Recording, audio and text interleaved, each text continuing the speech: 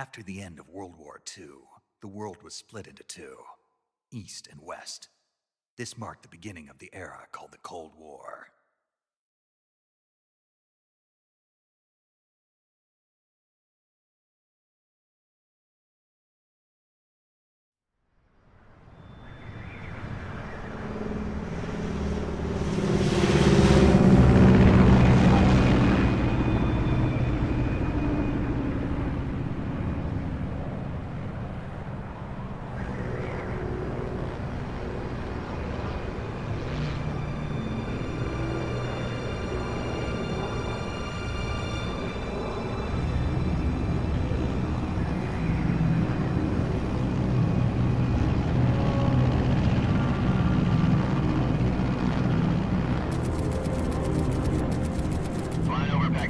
Altitude 30,000 feet.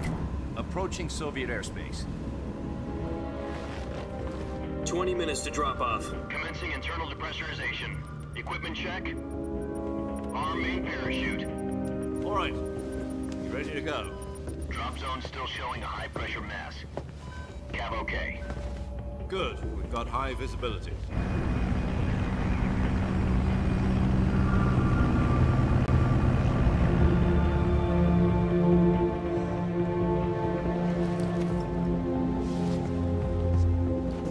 Put out that cigar. Connecting oxygen hose to interior connector. Put on your mask.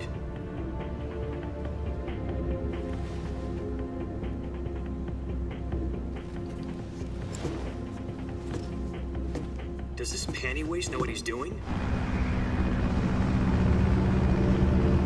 Approaching release point. 10 minutes to drop off. Hey, are you deaf? He said put out the cigar and put on your mask.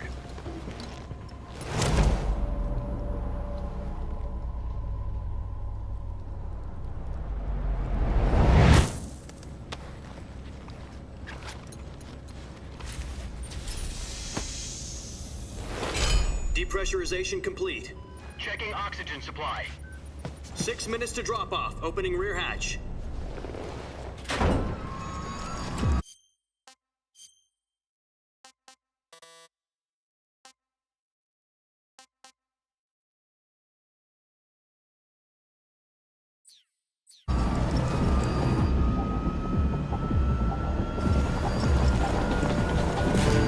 Sunrise.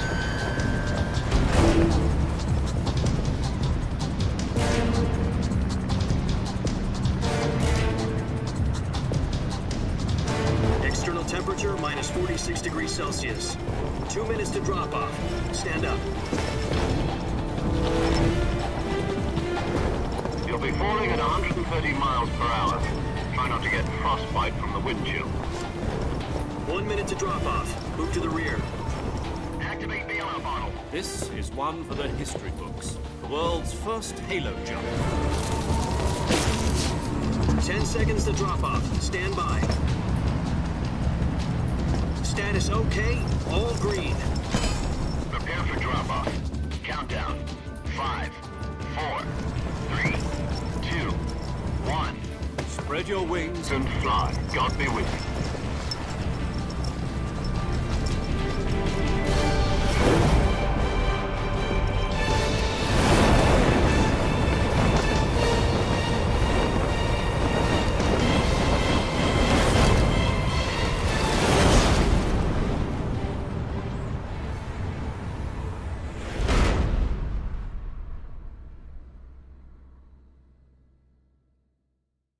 Jack, I've got some important news. The head of the CIA has finally given us the green light for the virtuous mission. Virtual mission? No, the virtuous mission. The future of our Fox unit depends on it. If it succeeds, we'll be officially organized into a unit. Virtuous mission? Sounds like some kind of initiation ritual. You know, don't get cocky. This isn't a training op. Right. So what exactly is this wonderful mission? Well, about 2 years ago, a certain Soviet scientist requested asylum in the West through one of our moles. His name is Nikolai Stepanovich Sokolov. He's head of the OKB-754 Design Bureau, one of the Soviets' top-secret weapon research facilities, and the East's foremost expert on weapons development. Sokolov, isn't he that famous rocket scientist? The very same. On April the 12th, 1961, the Soviets achieved the first manned spaceflight in history. The Earth was blue, but there was no God. Well spoken. The rocket that carried Yuri Gagarin to orbit was the A-1, known as the Vostok rocket. Sokolov is said to be the man most responsible for the multi-engine cluster used in that rocket. After Gagarin's flight, Sokolov left rocket development to become the head of the newly established Design Bureau. From a lowly technician to head of a design bureau, that's quite a success story, so why'd he want to defect? It seems he'd become afraid of his own creations. Afraid? Call it a crisis of conscience. And for that, he left his country and his family behind and went over the fence? Not exactly. One of his conditions was that his family was also to be taken safely to the west. We used a mole to get the family out first, and succeeded in sneaking Sokolov over the Berlin Wall shortly afterwards. I was the one who conducted the operation. The security on the eastern side was still full of holes back then. Then what? We got Sokolov over in one piece, but the whole ordeal had left him exhausted, and we checked him into a hospital in West Berlin. It took him 2 weeks and more than 600 miles to get from the research facility in the Soviet Union to Berlin. He was in no condition to say anything coherent. And it was only a week later that we had something much bigger on our hands. The Cuban Missile Crisis. October the 16th, 1962, President Kennedy received word that the Soviets were in the process of deploying intermediate-range ballistic missiles in Cuba. The President demanded that the Soviets dismantle and remove the missiles. At the same time, he announced a naval blockade to prevent further missile shipments from reaching Cuba. But the Soviets didn't back down, instead placing their armed forces on secondary alert. Soviet transport ships carrying missiles continued on course towards Cuba. US and Soviet forces went on alert for an all-out nuclear war. Frantic negotiations were conducted through the UN's Emergency Security Council and unofficial channels to end the hair-trigger standoff. Finally, on October the 28th, the Soviet Union agreed to remove its missiles from Cuba, and so the world avoided a nuclear holocaust. But in order to get the Soviets to pull their missiles out, we had to make a deal.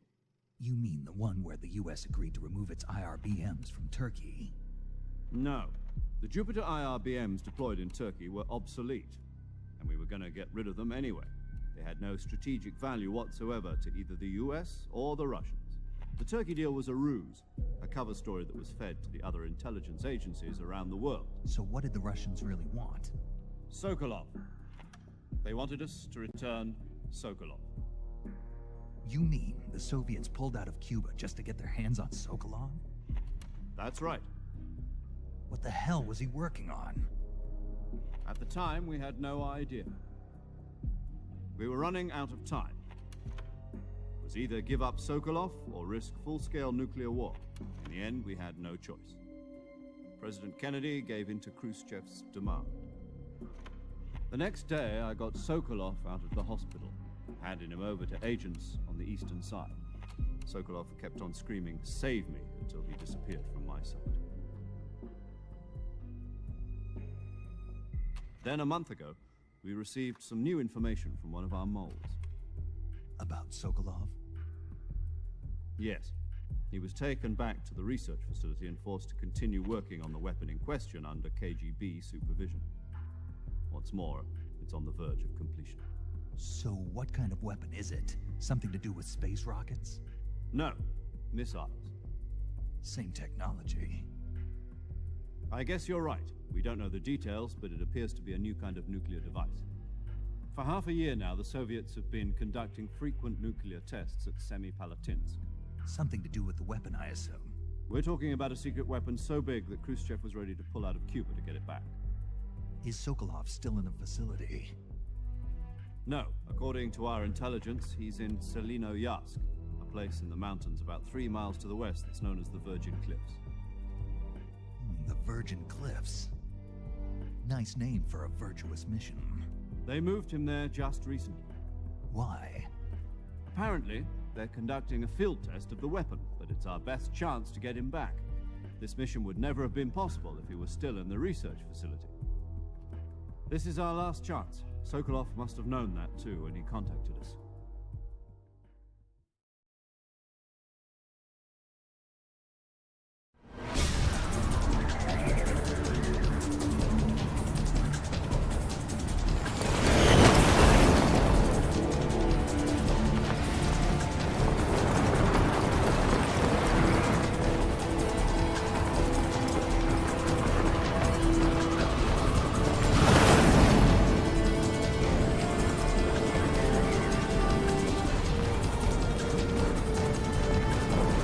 Listen up, Jack.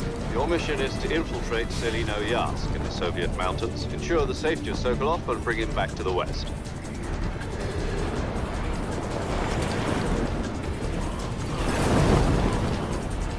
If we don't get Sokolov back before that weapon is complete, we'll be facing a major crisis. The clock is ticking.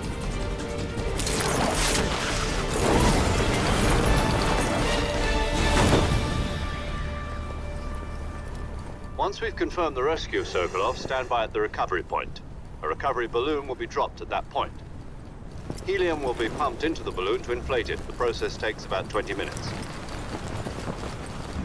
Once it's complete, the gunship's arm will latch onto the balloon and pull it up. The Fulton surface-to-air recovery system. I'm familiar with the theory. Take it easy. It's been combat proven. Do you think Sokolov is up to it? The shock will be less than during a parachute jump, and the arm can handle up to 500 pounds.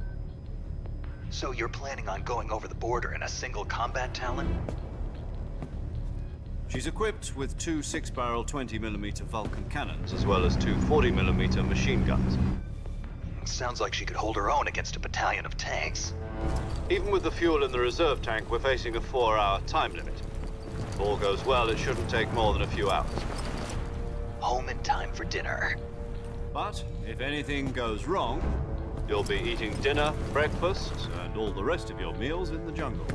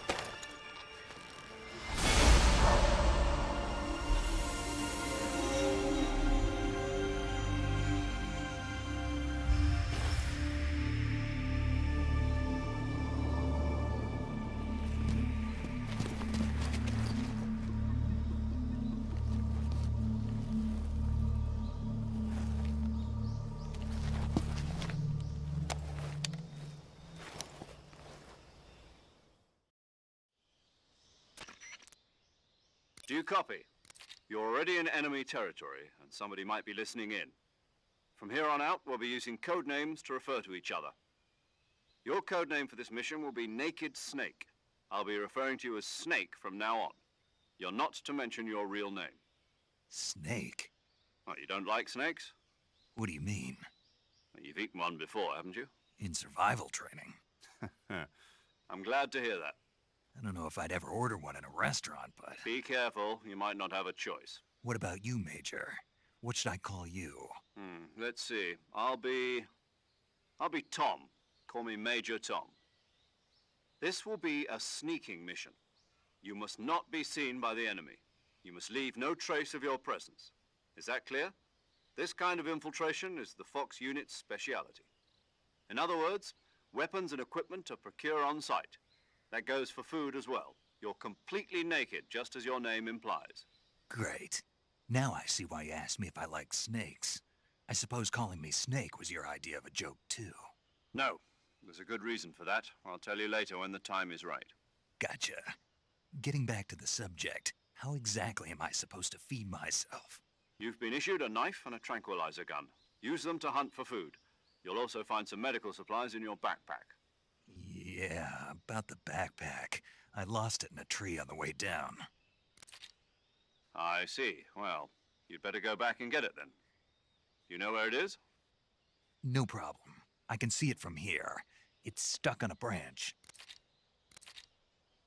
To climb a tree, stand in front of a tree that's covered in ivy and press the action button. I'll be monitoring your progress over the radio. We can't risk violating Soviet airspace, but I'll be in the gunship. My frequency is 140.85. I'll give you a call if I need to talk to you. If you need to talk to me, use the send function. Okay, Snake, go get your backpack.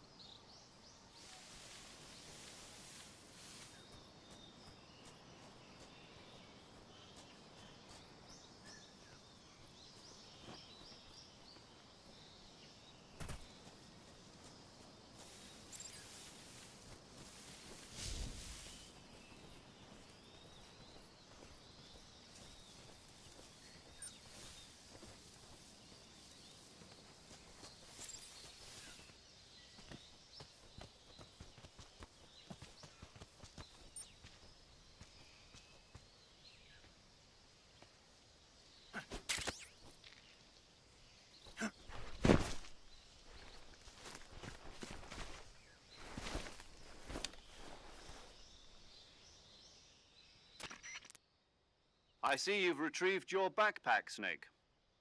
To equip a weapon, it's necessary to take it out of your backpack. In the survival viewer, choose Weapon from the backpack.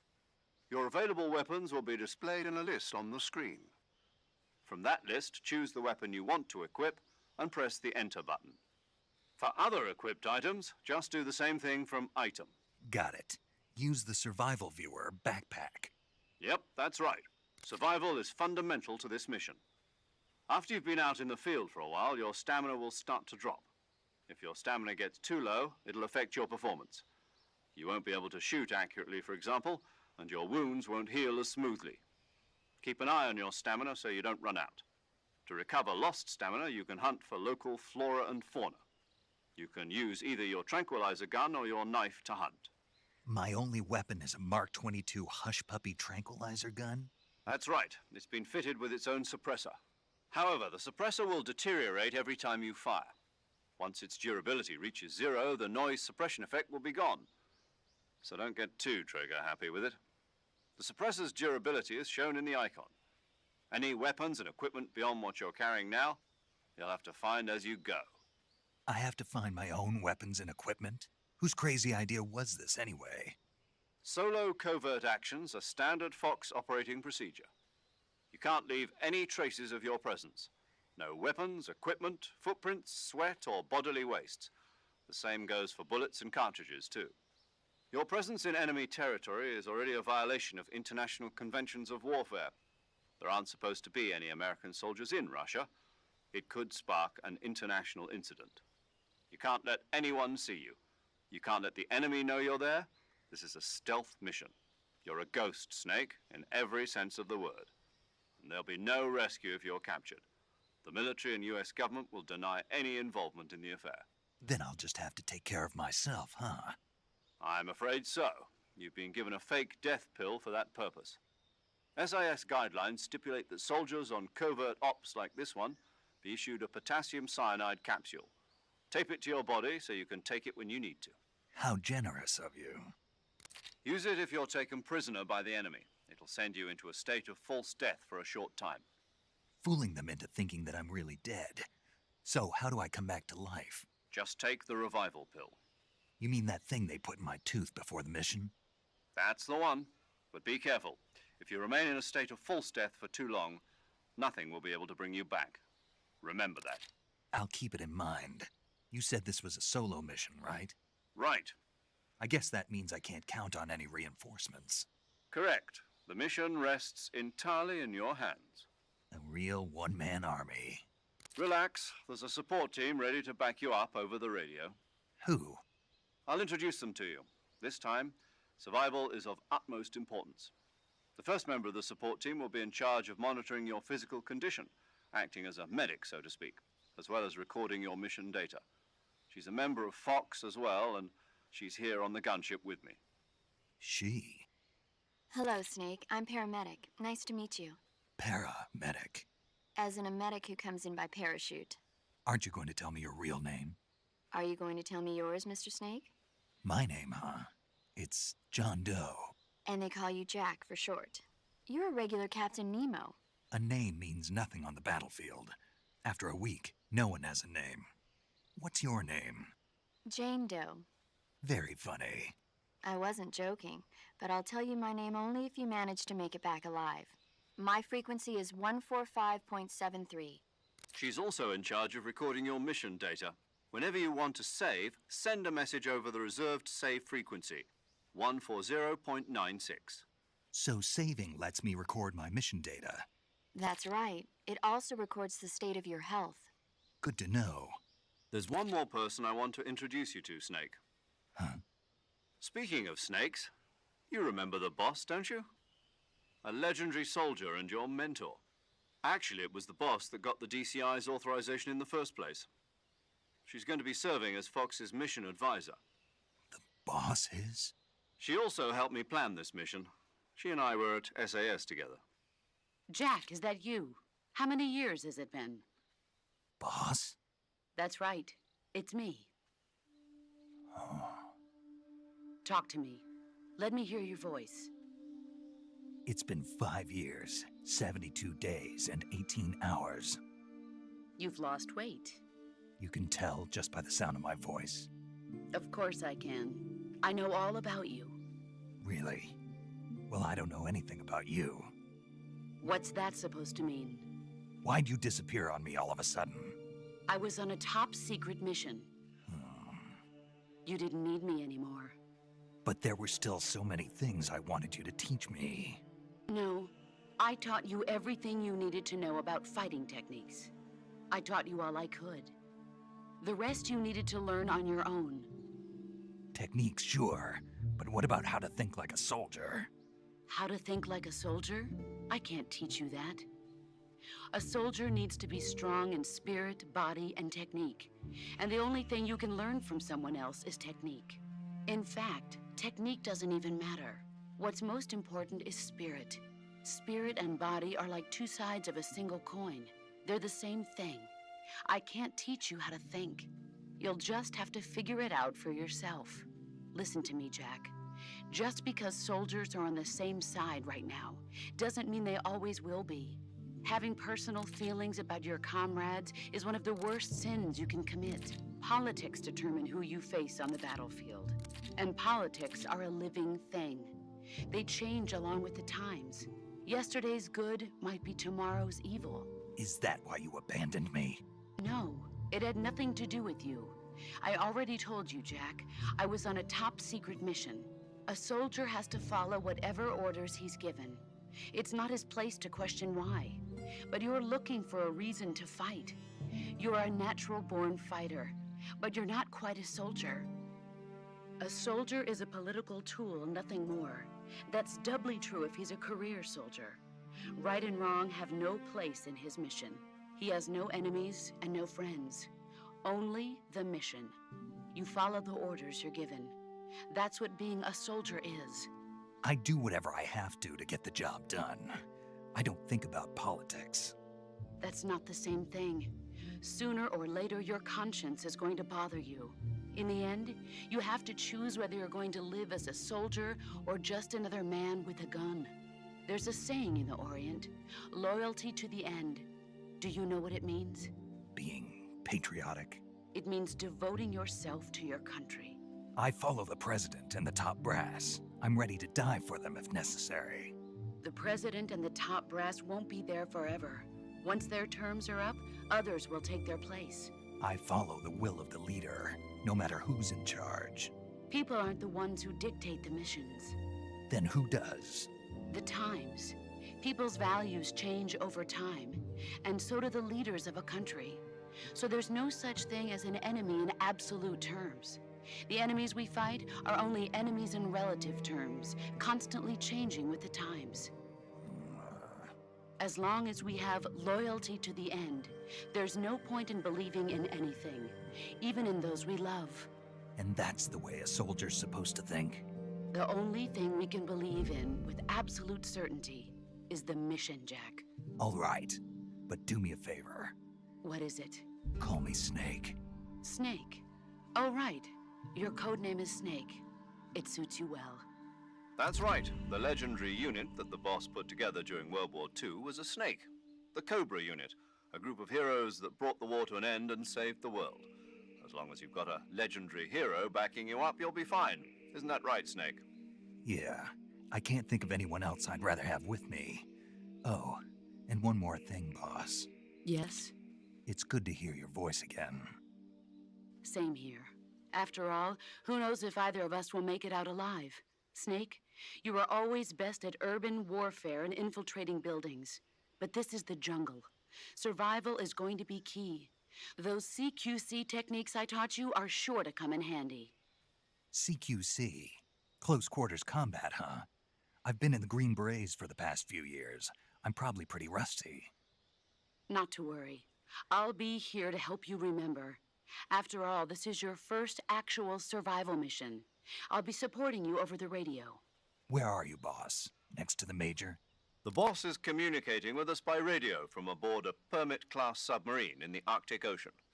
My frequency is 141.80. Call me if you need my advice on battle techniques. Gotcha. Your mission is to retrieve Dr. Sokolov. Dr. Sokolov is being held in an abandoned factory located to the north of your current position. Avoid heavy combat and don't let anyone see you. Don't forget that this is a stealth mission. Snake, try to remember some of the basics of CQC.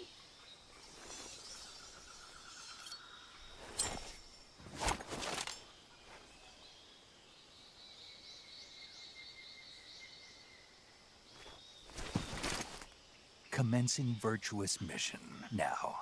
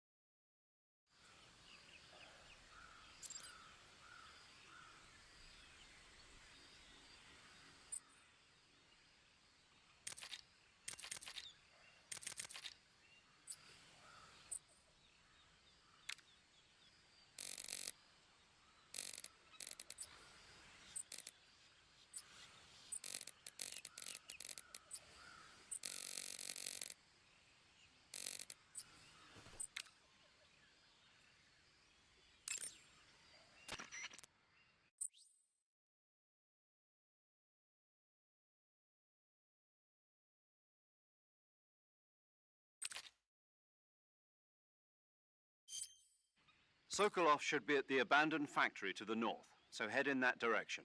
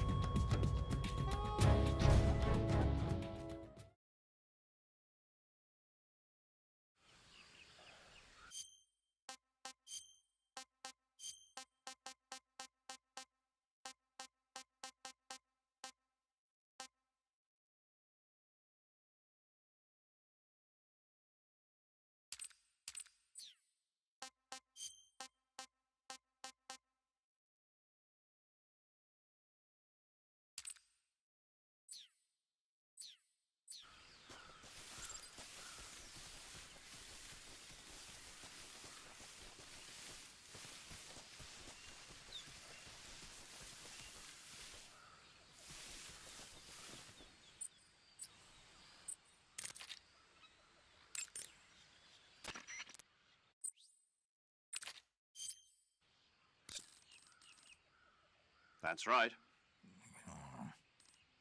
Shall we carry on? Even when hidden in grass, if you make a noise, your enemies will locate you. When enemies are nearby, move with slight movements of the movement stick. That way you can proceed with minimal disturbance.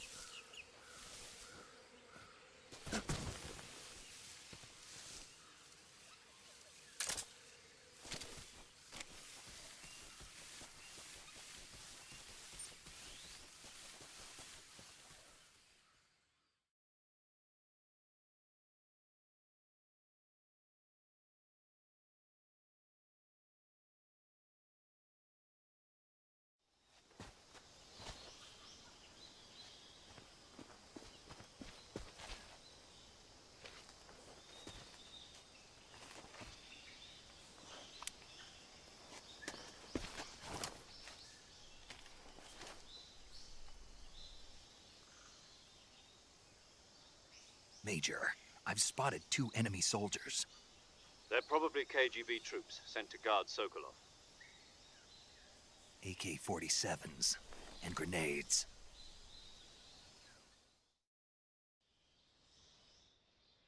Snake, your presence in Soviet territory is already a violation of international law. can't let the Kremlin find out that the CIA and the American government are involved. Contact with the enemy is strictly prohibited. Don't engage them in battle either. This is a stealth mission. Got that? The Major is right. The point of this mission is to sneak through the jungle without being seen. The success of the mission depends on how well you use your camouflage. Change your camouflage by selecting Camouflage from the Survival Viewer. The Uniform option lets you pick your uniform, while the Face option lets you change your face paint. Choosing camouflage that blends in with your surroundings will help you conceal yourself more effectively. Also, don't forget that anything that moves will stand out in the jungle. If you just stand up and run around like an idiot, you're bound to be spotted. But if you crawl instead, you should be able to sneak by without being noticed. You can see how effective your camouflage is by looking at the Camo Index. The Camo Index shows how well your current camouflage blends in with the surrounding area. The higher the value, the harder you are to spot, and vice versa. The key is to make yourself one with nature. Keep that in mind as you go along, okay?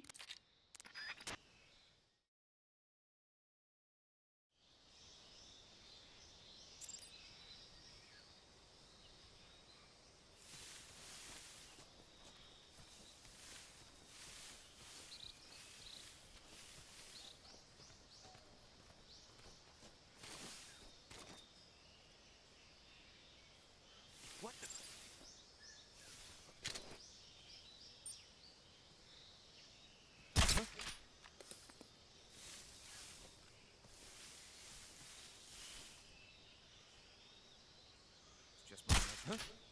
I hear something.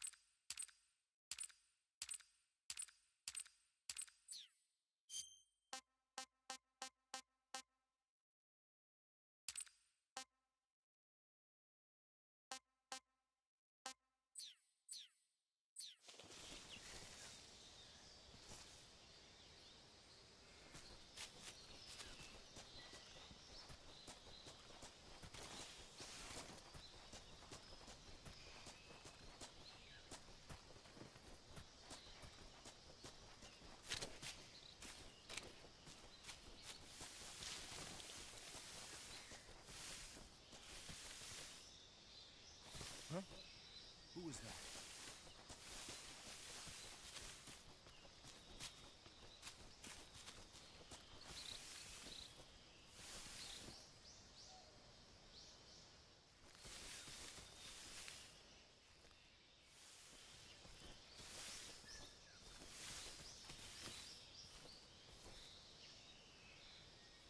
I think I saw something.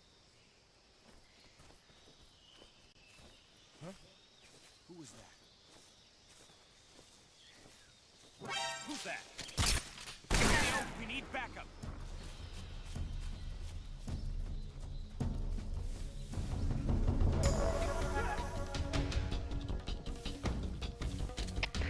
HQ, respond. This is HQ. Patrol here. Enemy sighted. Requesting backup. Acknowledge. Sending reinforcements.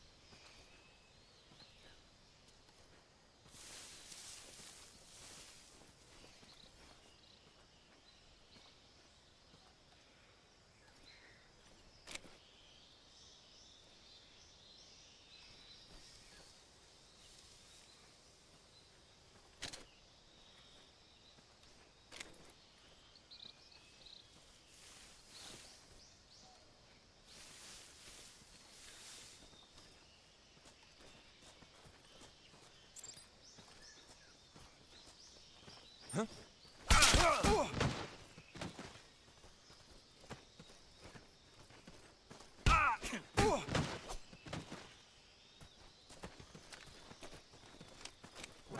there?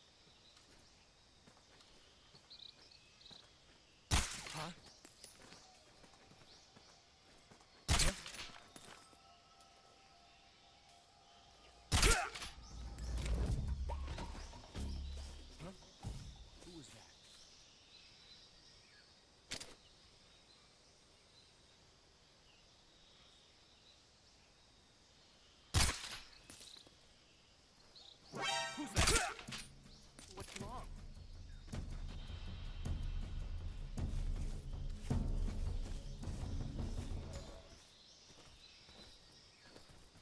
What's wrong?